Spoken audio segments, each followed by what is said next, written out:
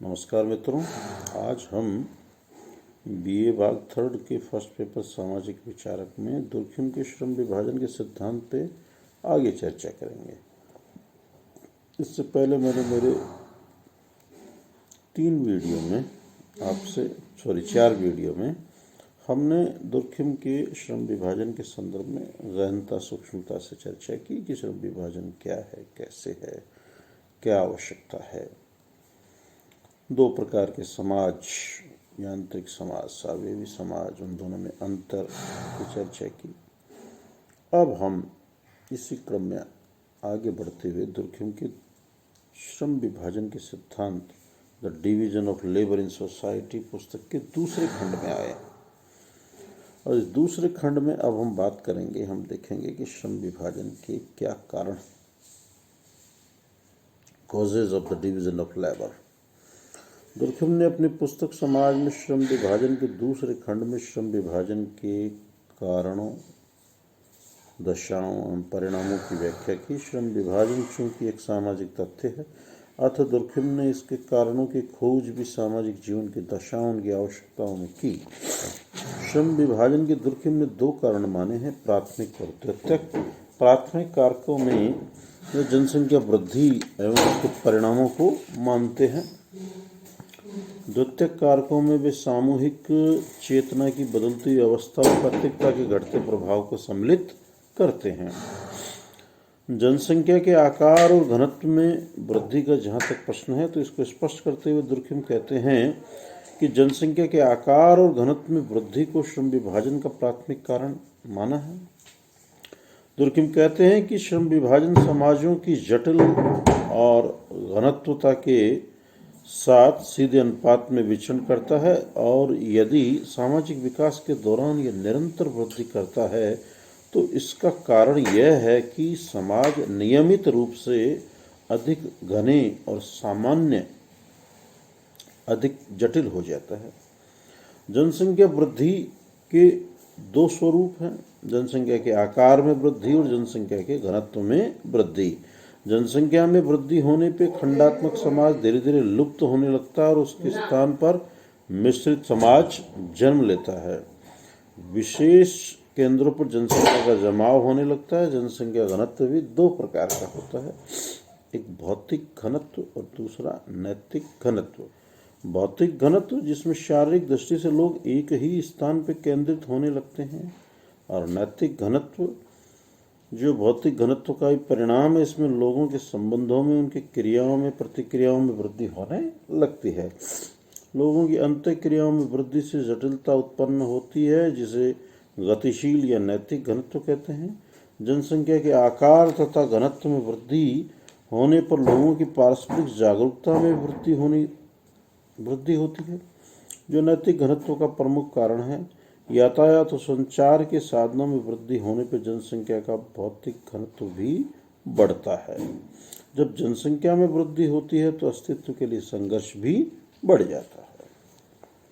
अगला कारक बताया है दुर्खिम ने, सामूहिक चेतना का उत्तरोत्तर ह्रास।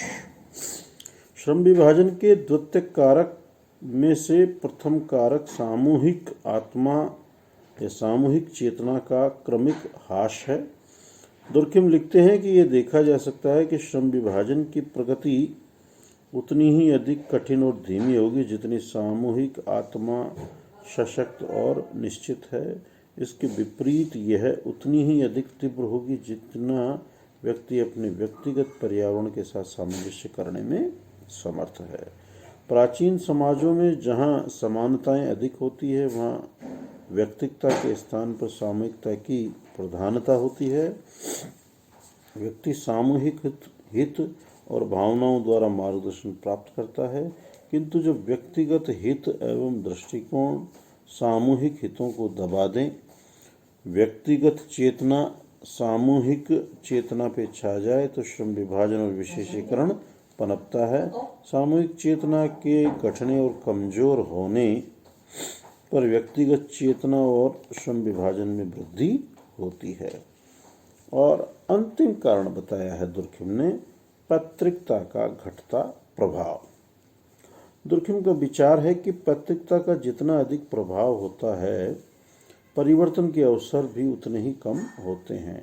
पैतृकता के आधार पर जब समाज में व्यवसाय अथवा कार्यों का बंटवारा किया जाता है तो श्रम विभाजन के विकास में बाधाएं आती है।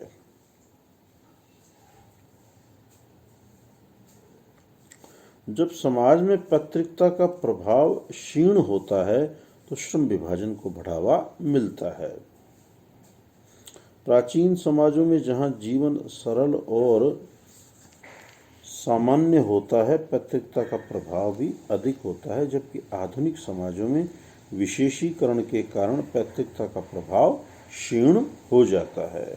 इस प्रकार दुर्खिम ने श्रम विभाजन के कारणों की खोज आर्थिक और मनोवैज्ञानिक कारकों में ना करके समाज शास्त्रीय कारकों के संदर्भ में ही की है। अब कल मित्रों हम श्रम विभाजन के परिणाम, जो कि दुर्खिम का तीसरा और अंतिम खंड है, उसकी चर्चा करेंगे कि ये श्रम विभाजन समाज में क्या करता है। जहाँ दुर्खिम ने क्या बताया था, श्रम विभाजन का परिणाम क्या है कि ये समाज में एकता और सुदृढ़ता को आगे बढ़ाता है। हालांकि जनसंख्या की वृद्धि से घनत्व बढ़ा, संबंधों में वृद्धि हुई, आवश्यकताओं में वृद्धि हुई, नवीन समूहों का निर्माण हुआ और इन नवीन समूहों के मध्य एकता बनाए रखने का काम श्रम विभाजन कर रहा है। इसकी हम कल विस्तार से चर्चा करेंगे। इससे पहले मैं आपसे यही कहूँगा पुनः कि आप ज़्यादा से ज़्यादा वीडियो को लाइक करें, सब्सक्राइब करें, कमेंट्स करें, अपने साथियों तक शेयर करें और अपनी जिज्ञासाएं पूछें, क्योंकि जब तक आप जिज्ञासाएं नहीं पूछेंगे तब तक थोड़ा संदिग्ध रहता है कि आपकी बात समझ में आ रही है कि नहीं आ रही है। कोरोना का समय है, क्लासेस तो हो नहीं रही, अब हम ऑनलाइन ही पढ़ाई कर रहे हैं, तो आप लोग अपने विचारों का संप्रेषण करते रहें, अपनी जिज्ञासाएं पूछते रहें। आपकी कोई दिक्कत है, आपकी कहीं कोई समझ में नहीं आ रही है बात, या आप इसमें और क्या बदलाव चाहते हैं, उसके बारे में आप अवगत कराएं कि सर हम वीडियो में इन चीज़ों को भी शामिल करवाना चाहते हैं। जो भी आपके सुझाव हैं, जो भी आपकी समस्याएं हैं, उनसे अवगत कराएं और आप घर पे रहें, स्वस्थ रहें, मंगलमय रहें। इन्हीं शुभकामनाओं के साथ सुप्रभात।